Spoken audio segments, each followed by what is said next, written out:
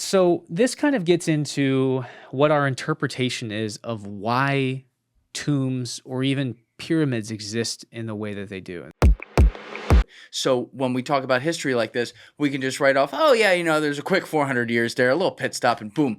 But there were like fucking 20, 25 generations or whatever it was that lived across that during this time that for whatever reason, in time that's, not double, but 70% more than fucking America's existed on a time plane today, they just didn't put those records up, or they didn't put it in the right place for people to be able to remember it. Exactly. Is that they didn't record it in a way that would make it easier for people 5,000 years later to recover it, right? It's kind of what we're doing today in some ways.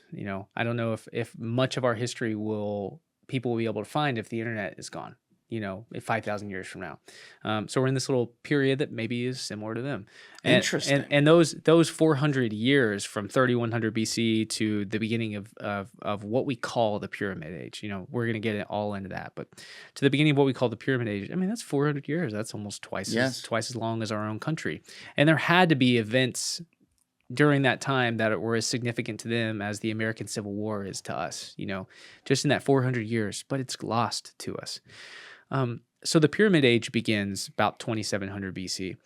And what we think the idea for this is, and I'm saying this in a way that maybe sounds authoritative or it sounds definitive, but I'm just telling you, what the evidence points us towards thinking, is that you have this pharaoh Zoser, who, as the story goes, was not the greatest pharaoh during the early part of his reign.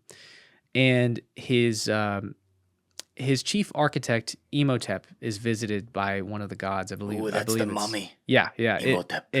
He's very, very famous. And what's funny is he actually had a cult that was dedicated to him that wasn't begun in Egypt until 1,000 or 1,500 years after his death. His story is very interesting. And to this day, we never found his body. We don't even know where his tomb was. Maybe he never died. He was very important to Egypt, very, very important, and so important he becomes the main character of the Mummy. That's right. And so you have the chief architect Imhotep. He's visited by the god Horus, and Horus essentially sends Imhotep a dream, or perhaps he sends Zoser a dream, but essentially saying that he's not honoring the gods by his rule. Egypt is not prospering like they're supposed to for whatever reason, and he needs to build a monument that is great enough to bring the Egyptian gods to bring favor of them back on Egypt and restore Egypt to its age of prosperity. Now, again, whether or not this dream actually happens, we don't know. Dreams play a huge part in Egyptian civilization. Huge. It's so overlooked. And we're gonna get into this too, because this is like intimately tied with my paper that I'm doing, The Flower That Seduced Egypt. Yeah, what a name, by the way. Oh, well, I'd read that research paper. I fucking hate research papers, but I'd read that one. Well, thank you. Yeah, I mean, we were talking about it last night. I didn't even get to the part of dreams and the interpretation of dreams. The first time that we see Egypt in the Bible is with Joseph in Egypt, and what is he? He's a dream interpreter. Everything in Egypt was based on dreams. Okay, we'll come back to it. Yeah, we'll get back to it. And remind me if I don't bring up the dream part, because there's so much in this paper. So he has a dream that he needs to restore Egypt to its greatness, and he wants to build a large monument. And as far as we know, and certainly let's ignore the pyramids for a second, because that's a contentious topic, and we're gonna have a lot to talk about there.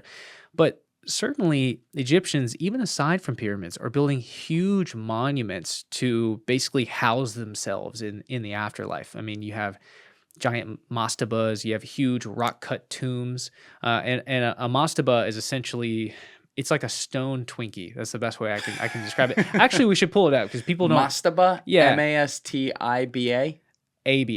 ABA. Yeah, Mastaba. So, mastaba, or mastaba. Yeah, so there you go. This thing. So this thing that's shown here. Oh, you know what? Should we hit the one that has like the labels on it? Sure. The gold. Yeah, let's hit that. Yeah. Okay, that's cool. All right. So this kind of gets into what our interpretation is of why tombs or even pyramids exist in the way that they do. And there's gonna be a lot. There's a lot of layers to this onion. But it's probably important to establish the foundation of this. So you remember what I was saying about Egyptians in pre-dynastic times? We were talking about this last night. Is you don't want to bury your dead like right outside your house because everything in Egypt is farmland. That's probably not good to bury dead animals and Well, dead you know, people dust on to your... dust, soil Sure, to sure, soil. Get sure. a little fucking get Yeah, some use yeah, out of yeah, it. yeah. But our interpretation is that they deemed it as something that probably wasn't smart, and they probably didn't want to use their dead as fertilizer either. And they were probably very conscious of things that cause disease along the Nile. It's a very good place to develop diseases. I mean, the Nile is the origins of the bubonic plague. Most people don't realize that. Yeah, I did not know this. Yeah, Can you explain how that So, is? so you have medical papyri, I think dating back to the Middle Kingdom, somewhere around 1800 BC. You have these medical papyri that are basically listing, you have these big hospitals in Egypt, which is something that, I mean, we never found an Egyptian hospital. We didn't? As far as I know, no, there's no ancient Egyptian hospital. Or there's no building that we dedicate to say this was an ancient hospital. I mean, the only actual intact town that we found was a town outside the Valley of the Kings, and it was a tomb builder's town. That's the only... A tomb builder's town. Yeah. So it's... When did we find this? Oh, gosh, I couldn't tell you. I mean, this is during the age of Egyptology, late 1800s, early 1900s. Oh, when all the British were doing it. Sure. Yeah, I don't know exactly, but it's this town that will annually be uncovered by the desert. At least now it is. That, when the desert winds pick up, it'll uncover it and then cover it again. Uncover and cover it again. So it's like a living relic. Sure. But the foundations of the buildings are a few feet high, and that's it. Little small buildings, but these were tomb builders, and they were people that were they put on, as what we think is, they put on eye covers every day, and by the overseers of the tomb builders, they were walked through the mountains in the mountains on the west side of Luxor, which is the religious capital of Egypt. They're walked through the mountains to where the tombs are, and then the blindfolds are taken off, and they're building the tombs in a location that they are unaware of because it's all kept secret. But where those people lived, we still know where it is because it was built out in the desert, which is very abnormal for ancient Egypt to build. They didn't live in the desert. They're not loincloth wearing, desert wandering, camel riding from place to place through the desert people. They didn't like the desert. They didn't want to be in the desert. See, that's how we think of them, though. That's how we think of them. Yeah. These were people who were filthy rich, absolutely spoiled rotten by the Nile.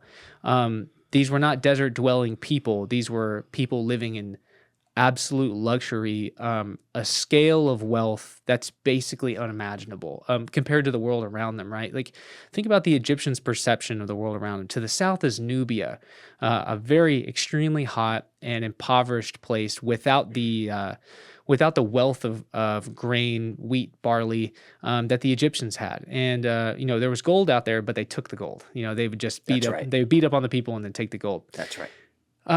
When Egyptians traveled out to Mesopotamia, sure, you have the twin rivers out there, but you don't have the kind of wealth and production of wheat and barley out there that the Egyptians do. You don't have that fertile. So they called Egypt Kemet, which means the black land, and that's that rich topsoil that the Nile just gives to Egypt. The Egyptians didn't have to do anything. That rich topsoil actually flows in the water, and when it overflows onto the banks and then it sinks back down, it deposits that soil. It just gives the Egyptians wealth Mother beyond. Yeah, it gives the Egyptians wealth beyond imagination, and so the Egyptians lived right in that. I mean, within a couple hundred yards of the Nile. You can look up a photo of like Nile Oasis. And So it's there's beautiful. meaning that during this time period, people aren't living out where it's dry at all. They're living right. They're all up and down the Nile, and Only on the everything is Nile. located. The towns are all built there. So effectively, the country has borders. Wherever here, and here, but they don't give a fuck about that. Uninhabited land. Yeah. Wow. Vast amounts of desert with nothing in them other than tombs. And that's why tombs are so important, because it gives us a glimpse into their world, and it's untouched. It's perfectly preserved. You know, the rock sits out there in this arid desert. I mean, you know, the air is so arid and dry there that you can leave a piece of paper on the ground and come back 3,000 years later, and the paper will only be a darker shade of that off-white color that paper is. You know, you leave it sitting in Europe and it just erodes away and turns to nothing. So Egypt is a great place for things to be preserved, but they're only really preserved in the desert. That's how we get our glimpse into that world. So when we're looking at mastabas, which is like the earliest type of pyramid, effectively. Yes, But it's not a full pyramid. Sure, yeah. It is the origin of what we think a pyramid is, right? Now, why does it even? Because it doesn't begin like this. The way it begins is kind of now getting back to we've gone on so many rabbit holes, but it's great. Getting back to, you know, what they do rather than just, you know, throwing grandpa out in front of the house or burying him in front of the house. What they're doing instead is they're taking people out to the desert and they're clearing a little bit of sand and depositing them in that sand. Thank you for watching the video, guys. If you haven't already subscribed, please smash that subscribe button and check out this clip's full podcast episode by clicking here or in the description below.